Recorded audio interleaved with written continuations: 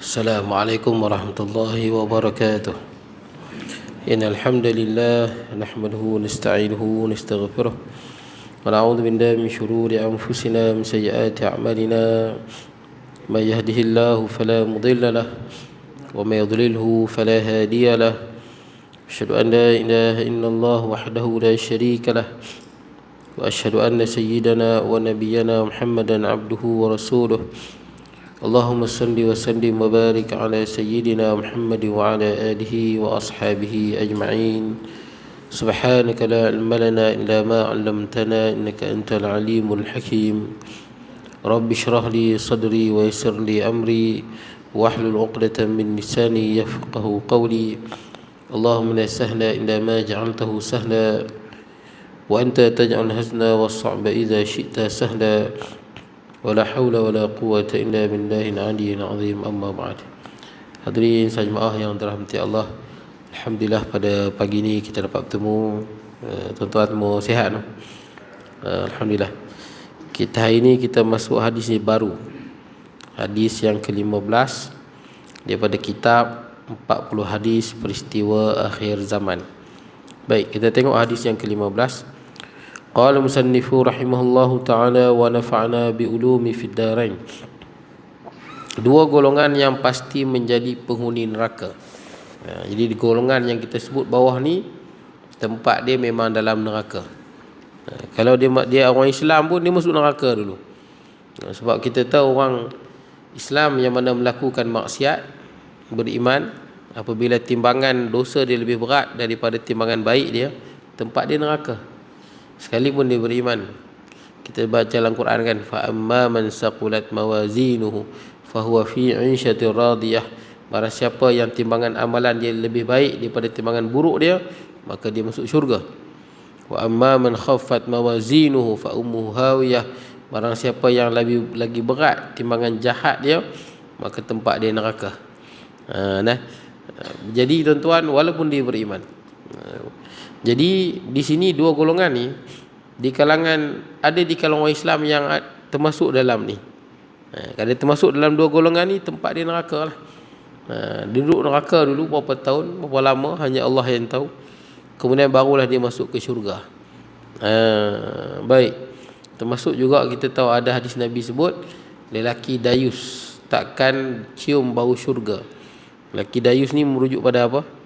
Bukan video orang tunjai kepala orang perempuan tu. Kata dayus, kan video marahkan orang perempuan dia tunjai kepala orang perempuan tu. Kata lelaki dayus, itu kita sebut.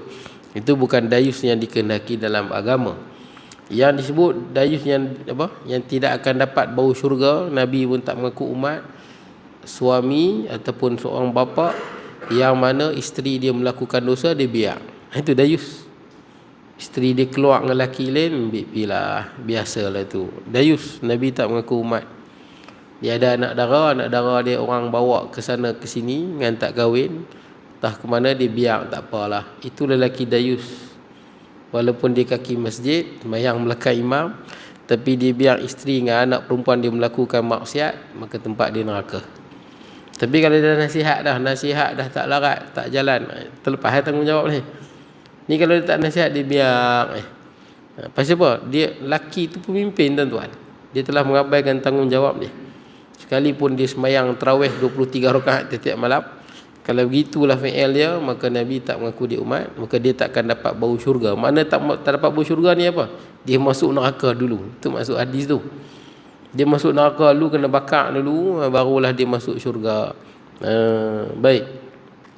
Jadi kita tengok hadis dia.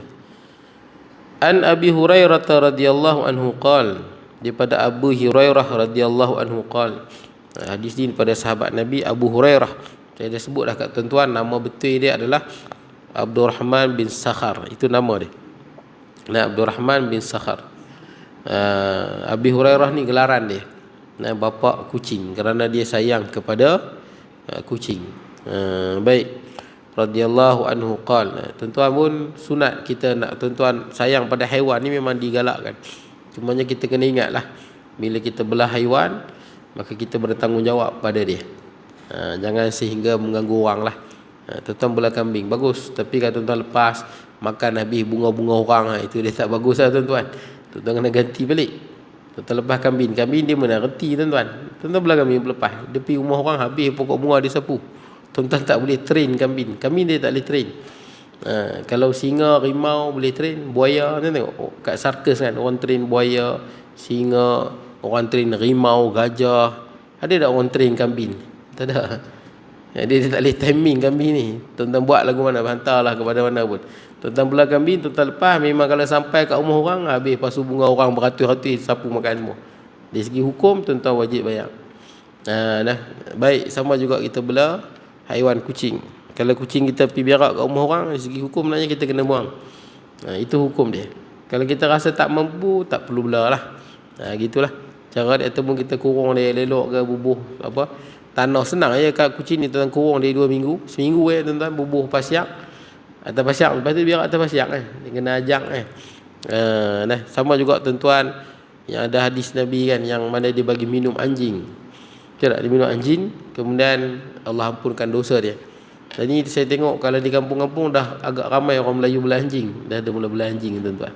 Anjing ni memang bagus, dia setia tuan-tuan dengan tuan dia. Dia setia. Ada anjing tu tuan dia mati 3 tahun, dia pergi kubur tuan dia. Dia setia sungguh. Tapi Nabi dah pesan, belah anjing ni mesti ada sebab. Kalau tak ada sebab, boleh kurang pahala. Sehari sebesar Qirat, sebesar gunung Uhud. Tuan-tuan nak belah anjing, mestilah untuk tujuan apa? Jaga tanaman, jaga ternakan dan berburu. Saja-saja belah, kurang pahala. Pasal apa tuan-tuan? Pasal anjing ni biasanya dia baik dengan tuan dia, dengan bukan tuan dia tak baik. Dia ganggu orang. Tuan-tuan kalau ada anjing lalu rumah tuan-tuan, tuan-tuan bagi makan, lama-lama dia baik dengan tuan-tuan. Bila dia baik dengan tuan-tuan, dia buat apa? Orang lalu dia hambat. Orang kena hambat tuan-tuan. Saya kat belah Halak Pungsu tu apa rumah tuan-tuan yang belah anjing, susah nak lalu tuan-tuan. Kita nak lalu anjing, dia hambat kita. Anjing ni bukan dia berani pun, dia hambat tau. Dia ganggu lah. Dia bukan berani pun. Kita tengok dia bukan berani. Dia saja apa, akal dia. Anjing ni dia boleh tahu tuan-tuan berani ke tak berani. Kalau tuan-tuan tak berani, dia berani dengan tuan-tuan. Bila dia tahu tuan-tuan berani, dia tak berani dengan tuan-tuan. Dia macam boleh tahu tuan-tuan punya aura tu. Dia tengok, dia boleh tahu anjing. Tu kalau tuan-tuan jenis berani, tuan-tuan jegir dia tak berani. Dia acah-acah ya. Tu kata menganjing. Jadi tuan-tuan, bila dia belah tak ada tujuan, dia saja buat macam pet je. Orang lalu dia kacau, orang lalu dia bunyi. Itu menyebabkan pahala kita kurang. Pasal anjing tu dia akan ganggu orang yang dia tak kenal. Dan itu menyakiti orang. Baik. Kemudian pendek kata begitulah tuan-tuan. Dan kebanyakan sahabat Nabi ni kalau kita baca bukanlah yang membelah kucing ataupun anjing. Kebanyakan sahabat Nabi. Ada yang kata Nabi ada belah kucing, itu hadis tu tak betul tuan-tuan. Dia kata lemah dan palsu sebagainya. Boleh belah binatang, tapi kita bertanggungjawablah untuk uruskan dia. Macam tuan-tuan ada anak lah. Bila tuan-tuan ada anak, tuan-tuan bertanggungjawab mendidik dia. Tuan-tuan ada isteri, tuan-tuan bertanggungjawab mendidik dia. Sama lah kalau tuan-tuan ada, tuan-tuan belah haiwan, maka tuan-tuan bertanggungjawab untuk didik dia. Dan tuan-tuan bertanggungjawab, kalau anak kita curi barang orang, kita wajib ganti tuan-tuan. Kita ada anak curi kat kedai, na'udzubillah lah, curi. Maka bila tuan kedai beritahu kita sebagai wali, kita wajib ganti. Kita wajib ganti walaupun anak tu tak berdosa. Begitu juga haiwan. Haiwan mana ada dosa. Tapi kalau haiwan tu dah merosakkan harta orang, maka kita menjadi tanggungjawab kita untuk ganti tuan-tuan. Baik, kemudian qala Rasulullah sallallahu alaihi wasallam, telah berkatalah Rasulullah sallallahu alaihi wasallam. Baik, sinfani min ahli an-nar lam arahuma. قوم معهم صيات كأذناب البقر يضربون بها الناس ونساء كاسيات عاريات مميلات مائلات رؤوسهن كأسنمة البخت المائلة لا يدخلن الجنة ولا يجدن ريحها وإن ريحها لا يوجد من مسيرة كذا وكذا. Hadis riwayat Imam Muslim. Baik, daripada Abu Hurairah radhiyallahu anhu berkata, Rasulullah sallallahu alaihi wasallam bersabda, ada 2 golongan yang pasti menjadi penghuni neraka, mesti masuk neraka. Makna dia apa? Sekalipun dia orang yang melakukan ibadah, dia buat ibadah, tapi kalau yang ni ada kat dia masuk neraka. Sekalipun dia ahli ibadah. Macam dalam hadis Nabi sebut, orang yang dalam hati apa? La yadkhulul jannah man kana fi qalbi misqalu habatin min khardal min kibr. tidak akan masuk syurga orang yang dalam hati dia ada sifat sombong walaupun sebesar zarah. Walaupun dia ahli ibadah, main masjid, bagus dah, tapi ada sombong dalam hati dia, dia masuk neraka dulu, baru dia pergi syurga. Baik, jadi dalam ni disebut, dia kata dua golongan ni pasti masuk neraka. Tak kira lah dia lagu mana pun.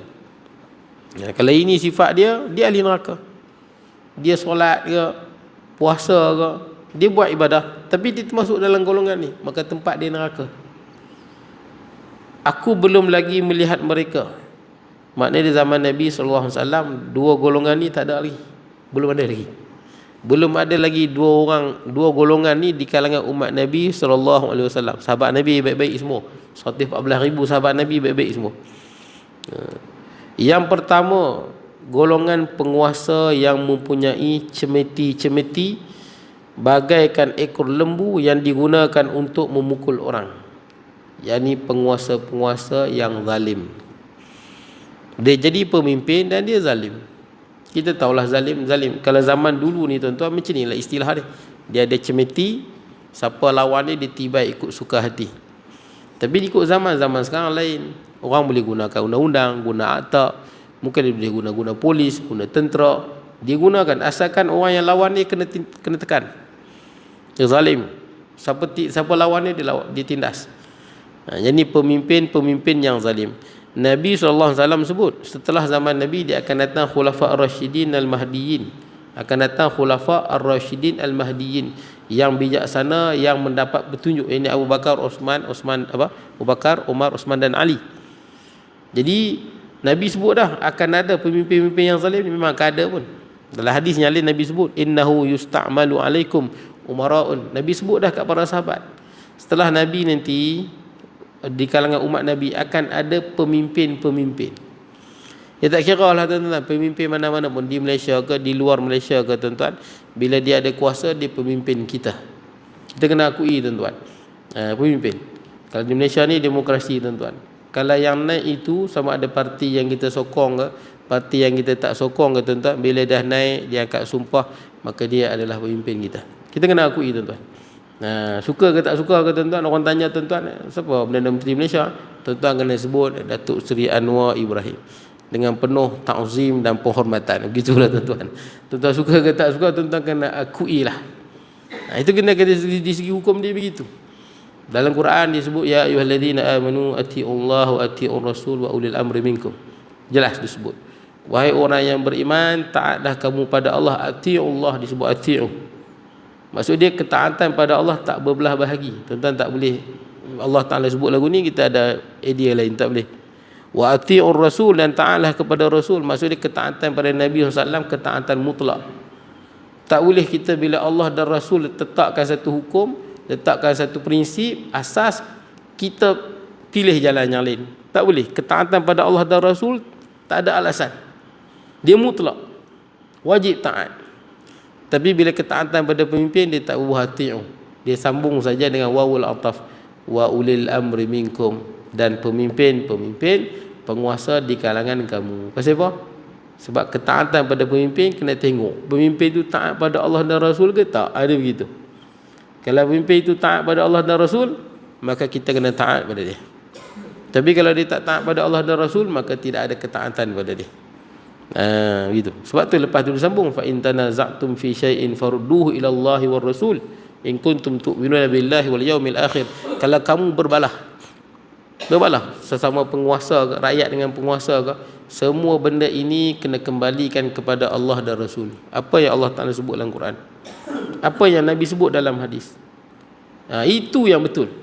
In kuntum tu'minuna billah wal yaumil akhir. Kalau kamu semua ni betul-betul beriman dengan Allah dan hari kiamat, zalika khairun wa ahsanu ta'wila, itulah yang terbaik dan terbaik penghabisan dia. Itulah cara kalau jadi perbalahan, kembali pada Allah dan kembali pada Rasul. Apa yang disebut dalam Quran dan hadis, itulah menjadi penentu mana yang betul, penguasa ke rakyat yang betul. Baik. Jadi tuan-tuan, itu pemimpin. Maka pemimpin perlu ditaati selagi mana arahan dia tidak bercanggah dengan agama lah. Macam saya kaki tangan awam kerajaan, jadi kena pakai baju batik hari Khamis. Kalaulah kerajaan Madani sekarang ni ubah baju batik hari Khamis, tak best, ubah hari Isnin, saya kena taat lah. Sebab benda tu tak penting pun. Betul tak? Benda tak ada apa. Benda simple tuan-tuan. Samalah segala undang-undang yang mana tidak bercanggah dengan agama. Lampu isyarat, merah, hijau, kuning, double line, apa semua. Tuan-tuan naknya kena taat. Supaya apa tuan-tuan? Supaya hidup ni jadi. Kalau tuan-tuan tengok lampu isyarat warna hijau, aku tak suka kerajaan ni, langgar. Tuan-tuan langgar lampu isyarat, tuan-tuan langgar orang. Lepas sekolah 30, ini semua kerajaan sekular punya, aku bawa laju. Tuan-tuan langgar budak sekolah nanti. Di segala undang-undang untuk kebaikan rakyat, maka menjadi kewajipan semua untuk taat. Tidak tuan-tuan hidup macam mana? Yang tak boleh taat mana? Kalau undang-undang ni bercanggah. Dia kata okey, contohnya orang perempuan tak boleh pakai tudung, itu tak boleh taat. Dia jangan kata dia kuasa, dia berkuasa di Malaysia, dia raja seluruh dunia pun. Dia raja yang merintah seluruh dunia. Tapi kalau dia berzina, kita kata dia jahat. Sebab berzina tu haram. Dia raja seluruh dunia, tapi berzina tu haram. Raja yang jahat. Kalau dia raja seluruh dunia dan dia minum arak, berjudi, rasuah, kita kata dia raja yang jahat. Pasal dia menentang Allah dan Rasul. Ataupun disuruh kita buat dosa, kita tak boleh taat pada dia. Dalam hadis Nabi sebut, la ta'ata li makhluq fi ma'siyatil khaliq. Tidak ada ketaatan pada makhluk dalam kita derhaka pada Tuhan. Tak boleh. Itu tak boleh tuan-tuan. Walau siapa pun dia. Kerana ketaatan yang abadi hanyalah pada Allah dan Rasul. Tapi Nabi sebut, dalam hadis yang lain Nabi sebut akan ada pemimpin-pemimpin yang zalim. Dan Nabi sebut fata'rifuna wa tunkirun. Kamu akan tengok pemimpin tu dia buat benda baik. Sebab tu kita kena jujur tuan-tuan. Tak kira lah tuan-tuan yang jadi pemimpin kita ni parti kita ke bukan parti kita. Kalau dia buat baik, kita kena kata baik. Ada orang kadang-kadang kerana politik dia buta tuan-tuan. Baik ke tak baik, semua tak baik. Betul tak? Semua teruk. Ada orang tak, dia bagi bantuan ke tak bagi bantuan, ini semua teruk. Ini sampai tak boleh nak fikir tuan-tuan. Kenalah rasional sikit. Benda yang baik, bagus, kita bagilah kredit. Benda ni bagus. Dia buat, dia dah tolong rakyat. Kita kena kata baguslah. Fata'arifun. Nabi sebut, maksudnya kita tahu benda dia buat tu baik. Kita katalah baik. Apa susahnya? Adil tuan-tuan. Ya ayyuhalladzina amanu kunu qawamin bil qisti syuhada'a lillah. Wahai orang yang beriman, jadilah saksi-saksi Allah yang adil. Walaupun orang tu kita tak suka, tapi dia buat benda tu bagus, kita kata bagus.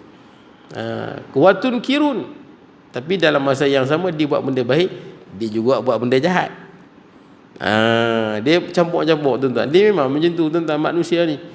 Dia memang dia ada sudut baik, dia ada sudut jahat. Mana ada orang susah lah kita kata dia jahat-jahat semua. Dia mesti ada sudut baik dia. Dia ada sudut baik, dia ada sudut jahat. Tapi kita kena bijak lah tuan-tuan. Yang baik kita kata baik, yang jahat buruk kita kena kata buruk tuan-tuan. Firaun yang jahat tu pun, kita tahu Firaun ni memang jahat. Tapi ada tak sudut baik dia? Ada. Mana sudut baik Firaun?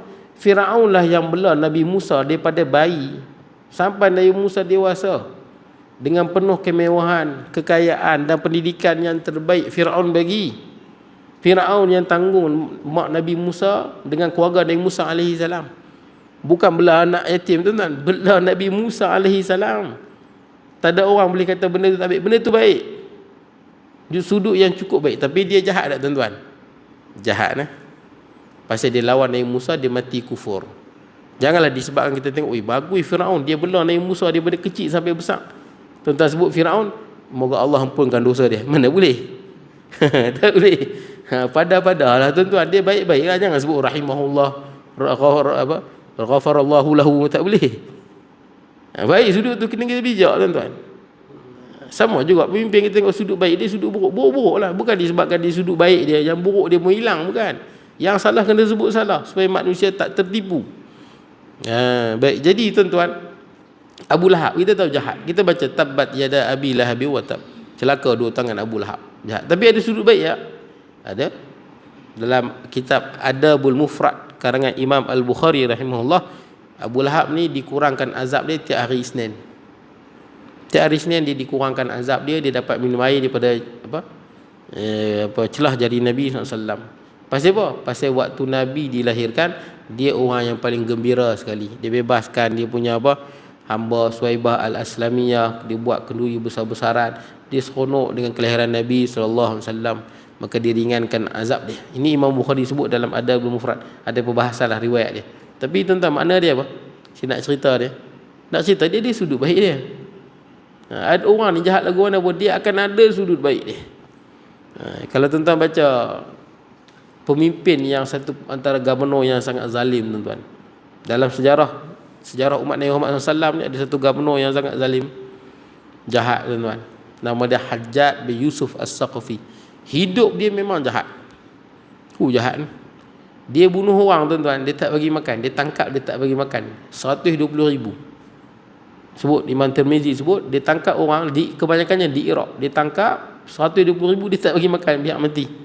Bukan sikit, tuan-tuan, 120,000 banyak tu. Ni zaman dulu punya cerita. Kemudian yang dia bunuh ramai. Dia bunuh cucu Sayyidina Abu Bakar, Abdullah bin Zubair, orang yang sangat soleh. Dia bunuh ulama yang cukup besar dalam bidang tafsir, Sa'id bin Jubair. Zalim, tuan-tuan. Hajjaj ni zalim sungguh. Maka Nabi pun sebut, zalim tak zalim sampai Nabi sebut dah. Nabi sebut dah, nanti akan lahir daripada Bani Saqif seorang penipu, seorang lagi pemusnah. Penipu dan pemusnah daripada Bani Saqif. Bani Saqif ni di Yaman, tuan-tuan. Penipu tu Mukhtar bin Abi Ubaid. Dia ni penipu. Pasal apa? Dia mengaku Jibril datang kat dia menyampaikan wahyu. Tapi ada tak sudut bagus Mukhtar bin Abi Ubaid? Ada.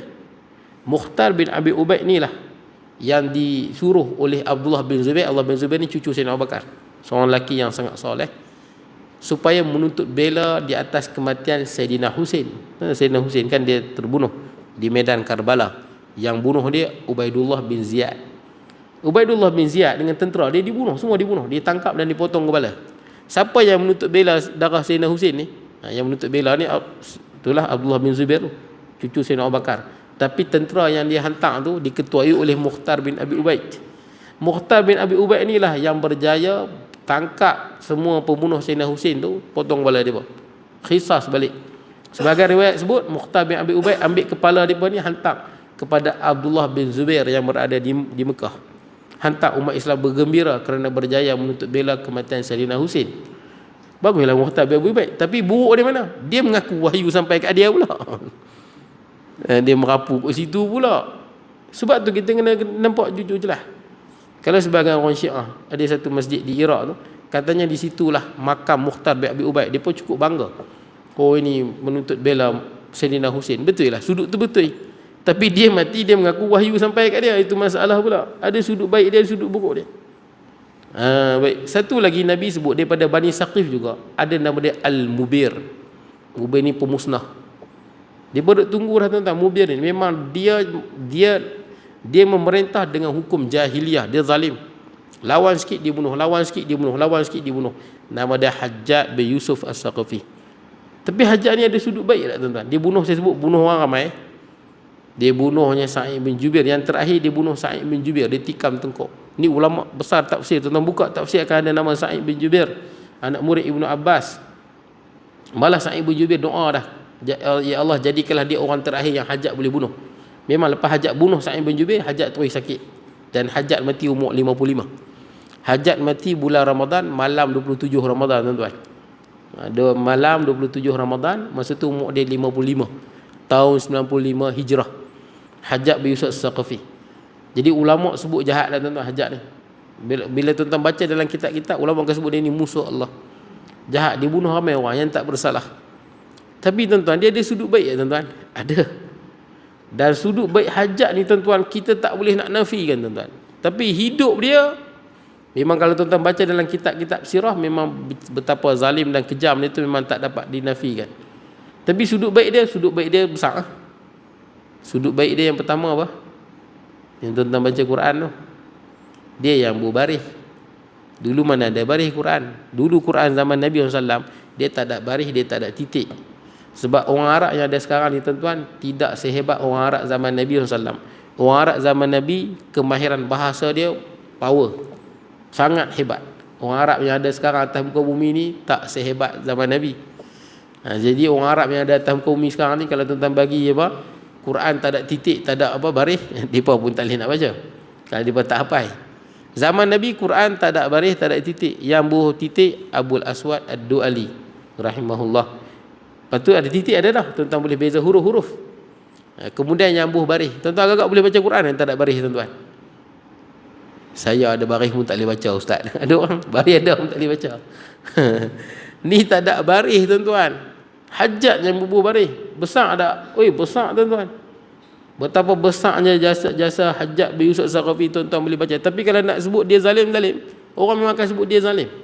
Dia zalim, dia jahat, al-mubin, dia pemusnah. Tapi sudut baik dia kita tak boleh nafi. Cuma Hajjaj ni di akhirat lagu mana kita tak tahu. Hanya Allah yang tahu.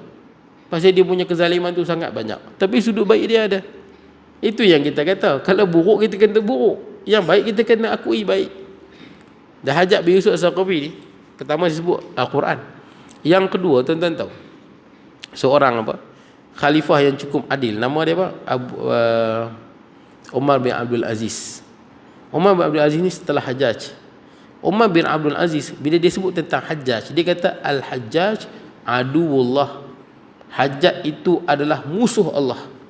Dia sebut musuh Allah ni jahat.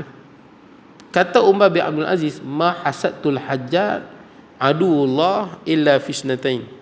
Aku ni tak cemburu dengan Hajjaj, musuh Allah tu, kecuali dalam dua benda. Umar bin Abdul Aziz ni cemburu dengan Hajjaj. Walaupun dia tahu Hajjaj tu jahat, bunuh orang, tapi ada dua benda yang aku cemburu dengan dia. Aku cemburu. Yang pertama apa? Sudut baik Hajjaj lah, yang orang lain tak boleh buat. Kata Umar bin Abdul Aziz, hubbuhul Quran. Dia ni sangat cinta pada Al-Quran. Hajjaj cinta pada Quran. Dia hafal 30 juzuk dan dia sangat cinta pada Quran. Tuan-tuan tahu Quran yang tuan-tuan duk baca ni, Hajjaj adalah buah baris sebiji. Yang kita duk baca macam ni, bacaan Quraisy ni, yang apa? Mashaf Hafs Asim kan. Mashaf yang ada sekarang ni, yang riwayat Quraisy ni, Hajjaj lah yang terkenal sampai sekarang, tuan-tuan. Tidak dulu macam-macam mashaf ada. Dia hapuskan semua. Supaya nak satukan, tuan-tuan, yang tulisan mengikut Quraisy. Jadi tuan-tuan, kerana Hajjaj sangat cinta pada Quran, setelah Hajjaj dia jadi imam. Hasan Al-Basri, ulama besar, semayang belakang Hajjaj. Ibnu Umar, anak Sayyidina Umar kan, sahabat, dia semayang belakang Hajjaj sebab dia ahli Quran. Kemudian wa'ita'uhu li ahli Quran. Dan Hajjaj ni dia sangat, bila dia ada duit, dia akan bagi pada orang yang hafal Quran.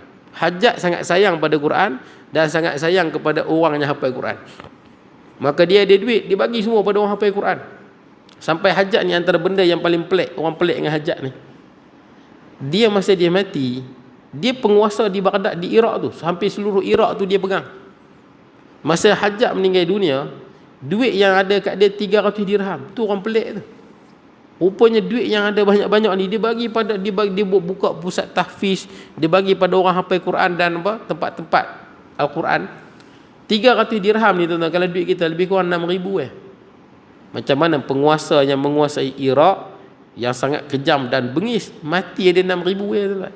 Rupanya duit dia habis semua, dia bagi pada orang yang hafal Quran dan dia buat pusat-pusat Quran.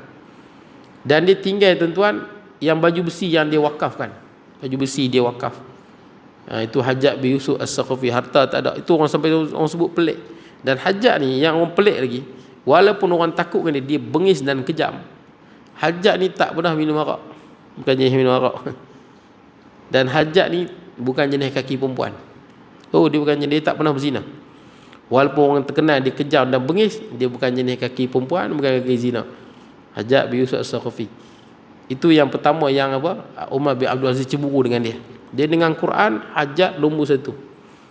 Yang kedua wa qauluhu inda wafatihi, dan doa dia waktu dia nak mati. Hajjaj ni lepas dibunuh Sa'id bin Jubair, ulama besar tafsir, maka dia sakit teruk, sakit pelik, tuan-tuan. Bila dia sakit pelik, tuan-tuan, dalam penjara ada 81,000 yang ditangkap, yang masih dalam penjara tu, dan ada 33,000 yang sedang menanti hukuman bunuh ada dalam penjara. Hajjaj tangkap. Tapi masa Hajjaj nak mati tu, Hajjaj dia doa banyak kali, doa pada Allah. Ni doa yang dia duk baca, Allahumma ighfirli fa innan nas yaz'umun annaka la taf'al, Allahumma ighfirli fa innan nas yaz'umun annaka la taf'al. Itulah doa dia. Dia merayu-rayu pada Allah, ya Allah, ampunlah dosaku kerana sekalian manusia mengatakan engkau tidak akan ampunkan aku. Itulah doa dia baca. Baca sampai Umar bin Abdul Aziz cemburu. Itu doa yang akhir hayat dia baca sampai dia mati. Nak ceritanya Hajjaj ni, tuan-tuan, zalim lah, tapi sudut baik ada, sudut baik. Tapi bila kita baca sirah, ulama akan sebut mana kejahatan dia, ada juga kebaikan dia. Baik. Dan Hajjaj ni, kalau tuan-tuan baca cerita menarik dia pernah panggil dua orang. Dia panggil, dia tanya, Dua orang dia panggil. Dia tanya, apa pandanganmu terhadap aku? Orang yang pertama ni tukang kipas. Tahu tukang kipas? Yang suka kipas penguasa. Bila hajat tanya dia kata apa? Engkau lah pemimpin yang terbaik. Rakyat sayang engkau. Dia puji melangit. Dia kipas jenis apa? Jenis nak kipas penguasa ni. Macam-macam dia puji hajat, engkau ni bagus, kau ni adil, rakyat sayang engkau, macam-macam. Oh, tak apalah. Kalau kita suka, tuan kalau kita yang ni syok. Orang jenis lagu ni, hak jenis tukang kipas ni lah, kita bagi projek macam-macam. Rajin kipas. Tak apalah. Lepas tu hajat panggil orang yang kedua. Dia panggil orang lain pula. Dia kata, apa pandangan engkau terhadap aku? Dia kata, hang tahu tak, hang ni pemimpin yang jahat, zalim, rakyat benci dengan hang. Pemimpin jenis apa hang ni, macam tu lah. Dia maki sungguh hajat. Dia kata, hajat ni tentang bagus tak bagus, dia selidik. Dia hantar orang suruh selidik mana satu yang betul. Hantar selidik pergi jumpa rakyat. Selidik. Memang betul banyak rakyat benci dia. Memang rakyat benci tu. Kebanyakan rakyat benci pada hajat. Maka hajat lepas orang yang kutuk tu. Yang kutuk hajat tu macam-macam, zalim, jahat, apa semua, hajat lepas dia. Yang puji dia, hajat tangkap, penjara dia. Kena siksa lagi. Tuan-tuan, hajat orang yang ada apa orang panggil? Orang yang ada pendirian yang jelas. Dia bukan jenis orang boleh puji buta macam tu. Memang ada pendirian. Baik. Tak apalah tuan-tuan, saya teruskan hadis ni. Kemudian kedua, itu golongan yang pertama, pemimpin yang zalim. Jadi jangan jadi pemimpin semata-mata retorik. Tuan-tuan mesti dengar retorik politik. Dengar? Tahu retorik itu apa? Perkataan, perbuatan yang membujuk supaya kita sokong dia. Itu saja. Dia punya perkataan dia punya perbuatan, dia membujuk dan memperdayakan kita supaya kita sokong dan suka pada dia. Tapi tindakan dia menyusahkan rakyat. Tindakan dia tak ada apa. Tindakan tak ada apa. Tapi bila kita tengok dia segi bercakap, ui kemah. Tindakan nampak rakyat susah. Saya tengok video kat negara mana tahu. Dia dia tangkap mana-mana ahli politik ni yang mana masuk bertanding dah menang tak buat seperti mana dia cakap. Dia bertangkap limpak lontung sampah tuan-tuan. Boleh jadi lama-lama orang tak suka politik buat macam tu. Habis dia pegang ada kuasa tak apa, tak boleh buat apa. Habis kuasa tangkap, jumpa kat jalan limpak lontung sampah. Negara mana tak saya jumpa. Ramai-ramai pergi tangkap limpak lontung sampah, tak boleh pakai. Jangan jadi pimpin retorik saja. Tindakan cakap kemah. Tapi rupanya susah rakyat sana sini susah. Mohong ni semua. Baik tuan-tuan, kemudian yang kedua, perempuan yang berpakaian tetapi telanjang ni. Yang jadi isu. Baru jadi isu kan. Ada orang kata alah tak pakai tudung tak apa tapi semayang. Siapa kata lagu tu? Ni sebut jelas ni. Ni sebut. Ada orang disebut tak apa saya semayang tapi tak pakai tudung. Siapa ajak lagu tu? Kita jangan silap tuan-tuan. Kalau ada orang dia semayang dan dia tak tutup aurat, jangan kita kata kat dia hang lebih baik tak semayang. Bukan. Semayang tu wajib. Hang lebih baik semayang dan lebih baik tutup aurat baru betul. Ini bila kita tengok dia semayang lepas tu dia tak tutup aurat, hang lebih baik tak semayang. Bukan. Dia dah tak tutup aurat, semayang pula kita kata jangan semayang. Salah tu. Yang suruh semayang tu Allah, yang suruh tutup aurat tu Allah. Kena buat semua. Jadi kita tengok ada orang puasa, dia puasa tapi tak semayang. Hang lebih baik tak semayang. Hang lebih baik tak puasa. Bukan lebih baik tak puasa. Dia puasa tu memanglah tak dapat pahala, tapi dia takkan dia azab pasal tak puasa. Jangan kita kata lebih baik tak puasa. Yang suruh puasa tu Allah. Yang betulnya hang lebih baik semayang dan puasa. Apa betul? Jangan kita suruh dia tinggal puasa pula. Dah lah tak semayang, puasa pun kita suruh tinggal. Lagi teruklah kawan tu. Betul kan? 2 kali kena. Ini ada orang sebut, saya tengok viral sebut lah. Dia kata bini dia ada satu pelawak tu. Walaupun bini dia memang tak pakai tudung, tapi ni atas pentas sunnah ke apa benda tu, perlih tu. Sunnah perlih. Dia duduk sebut atas pentas tu. Walaupun bini saya tak pakai tudung, dia kata, tapi dia semayang. Itu lebih baik pada orang yang semayang tapi apa benda. Mana boleh macam tu?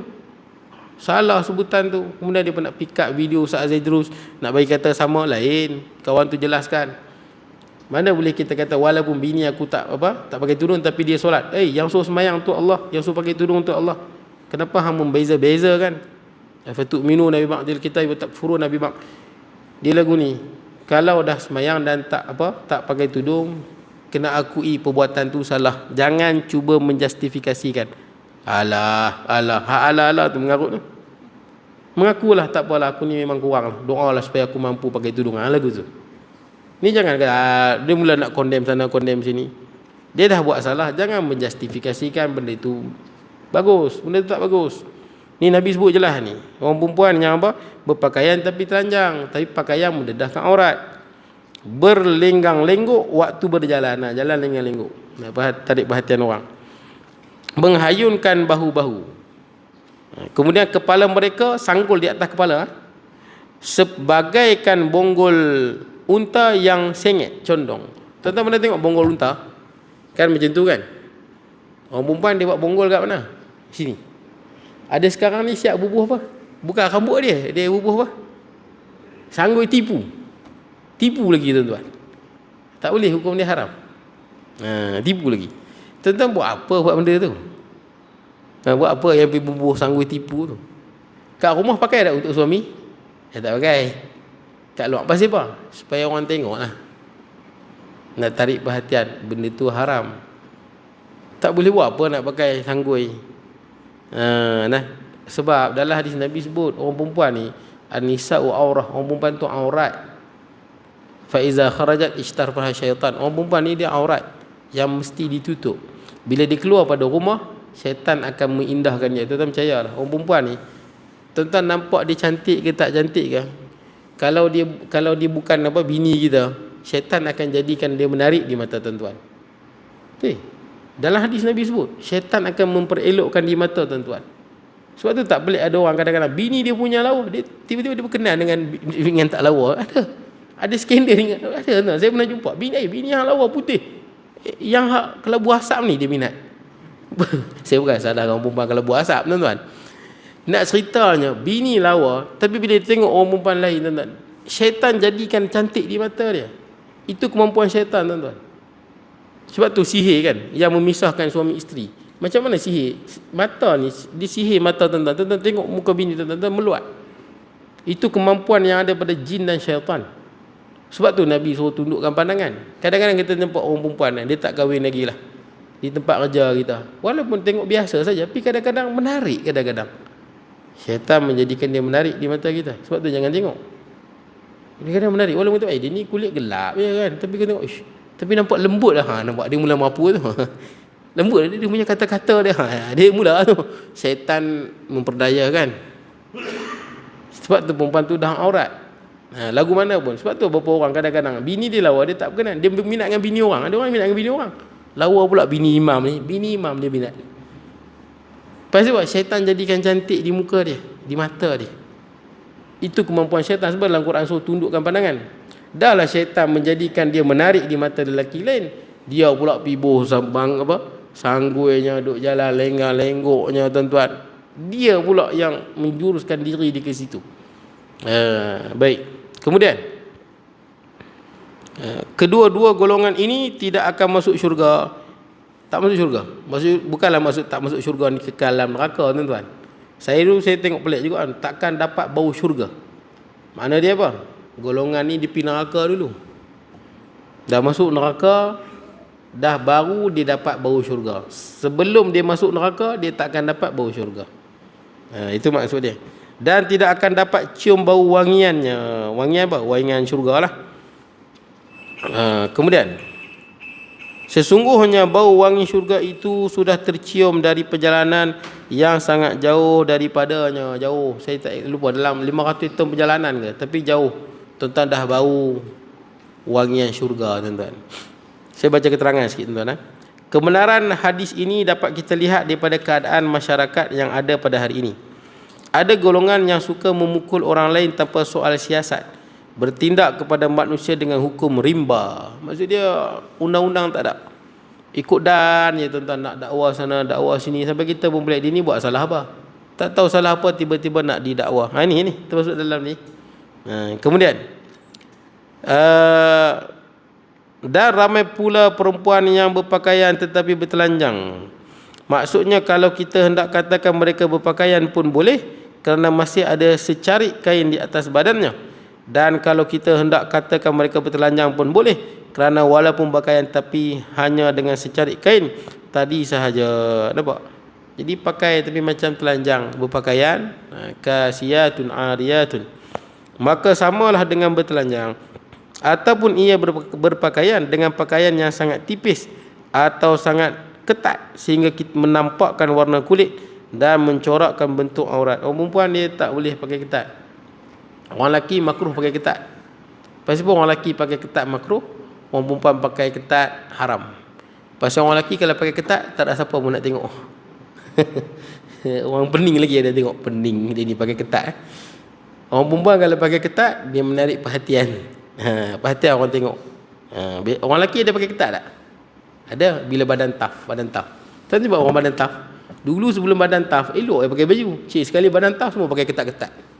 Nak bagi nampak muscle tu. Saya ada je kawan-kawan yang main gym kan. Sebelum badan ada muscle dia tak pakai ketat. Bila dah ada muscle pakai ketat. Tidak, orang tak nampak muscle tu. Pakailah tapi orang bukan nak tengok pun. Betul tak kan? Baik, kemudian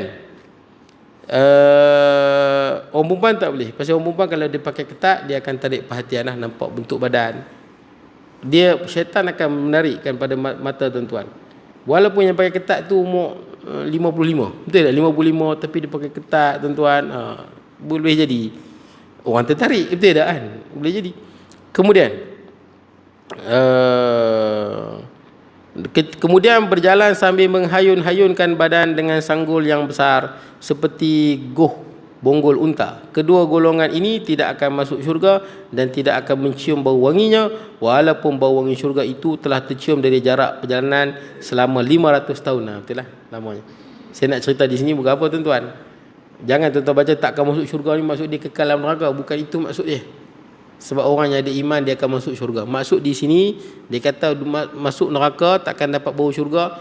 Dia nanti mati, nanti lepas padang mahsyar dia memang tak dapat bau syurga. Dia tak akan masuk syurga pasal dia terjun neraka dulu. Dia dah terjun neraka tak tahu berapa ratus tahun, hanya Allah yang tahu. Kemudian baru dia masuk syurga. Dan dia mendapat gelaran apa? Jahannamiyun. Rugi tuan-tuan. Siapa yang masuk neraka lepas tu masuk syurga, dia akan dikenali selama-lamanya sebagai Jahannamiyun. Apa nak Jahannamiyun? Daripada Jahannam. Jahannam tu neraka. Jahannami tu ahli neraka. Bahasa dia apa? Ex neraka lah. Ex neraka dia ni, ex neraka lah. Dia dapat nama tu terus tuan-tuan. Rugi lah tuan-tuan. Tuan-tuan duduk dalam neraka semua tahu tu Jahannami. Jahannami tu apa? Maksud ex neraka, bekas ahli neraka. Bekas ahli neraka Jahannam. Rugi lah tuan-tuan. Sebab dia apa? Sebab dia tak dapat bau syurga. Dia tak dapat masuk syurga daripada awal. Dia terjun neraka dulu. Habis tuan-tuan. Akan datang kita akan pergi hadis yang ke-16. Hadis yang ke-16. Jadi cukup sekadar itu, saya mohon maaf kalau ada kurangan dan sebagainya. Aqul qawli hadha wa astaghfirullahal azim li wa lakum sa'il muslimin wa muslimat wal mu'minina wal mu'minat. Bismillahirrahmanirrahim. Allahumma ij'al jam'ana hadha jam'an marhuma wa tafarruqana min ba'di tafarruqan ma'suma wa la taj'al minna shaqiyyan wa la mahruman wa la matruda. Sallallahu alaihi nabiyina Muhammad wa ala alihi wa sahbihi baraka sallam. Alhamdulillahil alamin.